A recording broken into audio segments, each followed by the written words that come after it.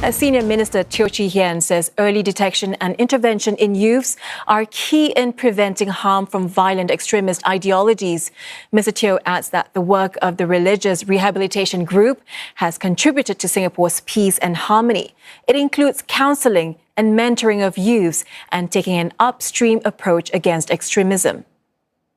And in this challenging environment, Singapore's calm and cohesion are powerful blessings that we should cherish and safeguard.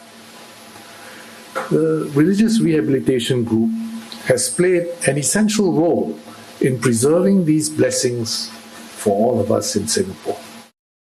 SM Teo made the remarks at the launch of a book that details the life of the late Ustaz Ali Haji Muhammad. He is a renowned leader in the Muslim community. The book is written by his son, Ustaz Dr. Muhammad Ali, the current chairman of the RRG. The book details Ustaz Ali's rise to become a respected leader and his determination to achieve the greater good for the community. Ustaz Ali's persistence that the mosque is not only for Muslims seeking spiritual solace, but for everyone, regardless of their backgrounds, to feel cherished and forge lasting friendships. The RRG members, especially the pioneers who have stood shoulder to shoulder with Ustaz Ali, steadfast in their noble mission of rehabilitating misguided individuals. And for more on this story, I'm joined by Ustaz Dr. Muhammad Faisal Muhammad Hassan. He is Secretary and Counsellor at the Religious Rehabilitation Group. Dr. Muhammad Faisal, welcome to the program. Welcome, thank you for having me here. Ustaz Ali set up the RRG in 2003 and the RRG Resource and Counselling Centre back in 2014. Tell us a little bit about what motivated Ustaz Ali to start RRG. Yeah, I think, Shaida, we are going back like 23 years back. So when the first arrest of the Jemaah Islamiyah episode in Singapore, the ISD had met Ustaz Ali and a few other Ustaz to inform them about this issue. Ustaz Ali requested for him to be able to meet with those detained. So the doors of those detention centers were open for him to actually meet with the detainees, to actually see the level of indoctrination that we went through, the radicalization that happened. He was shocked to see that they have misunderstood Islam to the extent that Muslims are not taught such ideas and ideology. So that in a way pushes him in terms of the need to correct the wrong understanding of the faith. Number one. Number two, this issue of them not understanding their roles as citizens of Singapore. So I think that is the second factor that Ustaz Ali realized that he needs to bring about the Asatiza community, the religious scholars, for them to work together, for us to try to rehabilitate the JI detainees then. As PM Wong said at RRG's annual iftar last year, Ustaz Ali played a crucial role in building trust between Singaporean Muslims and non-Muslims, right? So in what way, how was he a role model to, especially to the current volunteers and teachers at RRG? I think he's the pioneer to this rehabilitation that we had never understood before. Number one, the issue of dealing with those who are radicalized. Number two, dealing with how do we work closely with the ISD, the government itself. The religious teachers have always been a neutral body within the community itself. So Ustaz Ali created that ability, that infrastructure for us to have an excellent working relationship, at the same time a certain code of conduct within the religious scholars and teachers for the past 20 years until his passing away, which is just 2 years on the day today.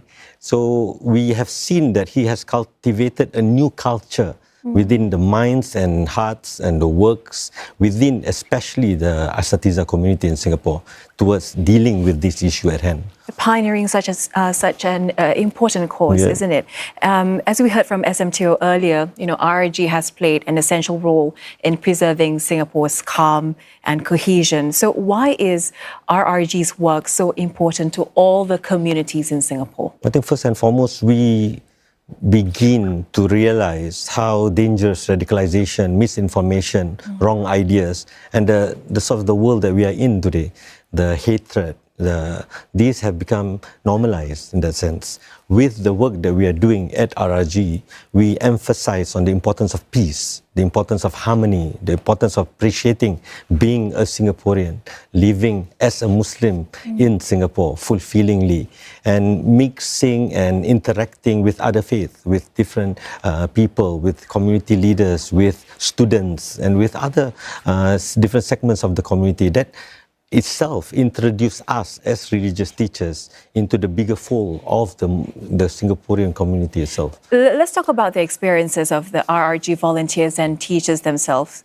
How challenging is it for them to work closely with the ISA detainees to help them understand that they were misguided? Number one, we are all volunteers, so you start to create a different need within your busy lifestyle to volunteer for such a cause. That itself is a challenge in terms of volunteering your time and space for this. That is number one. Number two, the challenges of realizing that it's not easy to change ideas. It's not easy for those who have been indoctrinated with some sort of radical version of faith or radical version of how they philosophize living in the world. So that challenge has seen us doing rehabilitation, religious counseling for the past 20 years, for more than thousands of counseling sessions among the volunteers. What are some stories that you're able to recount of RRG's work with ISA detainees? Any interesting ones you can share with us? There's too many.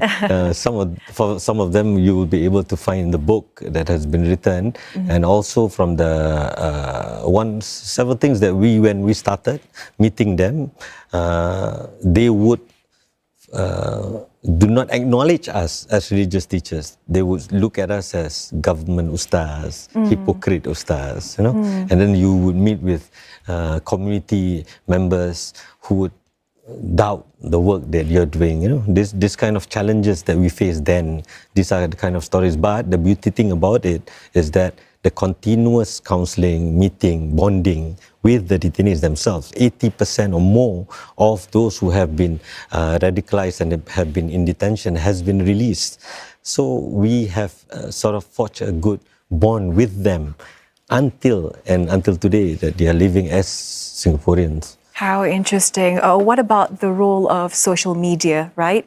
How important is it for this group of scholars or teachers to know this online platform well, given that that is where most or much of the deviant teachings appear to be from? Yeah, when we started off with JI, we thought it would end with JI, but then social media came about. Yeah. So this was 20 years ago, and then DIY radicals happened. Then we're looking at ISIS and others, and now we're looking at online. We realized that this is an ongoing struggle towards hoping, especially for our young ones, to understand that not everything that they will be able to see in reels and on the internet is something that is knowledgeable or truth.